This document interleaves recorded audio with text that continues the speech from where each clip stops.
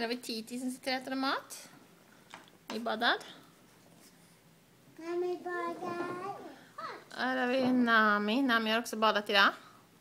Linn badat där. Yes. Yes.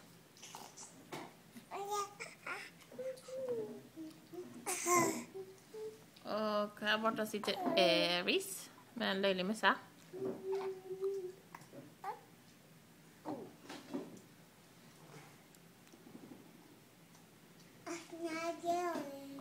Äter mat.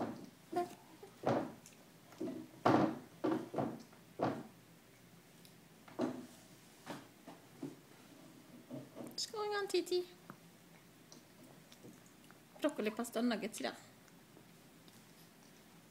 What's going on, Nami?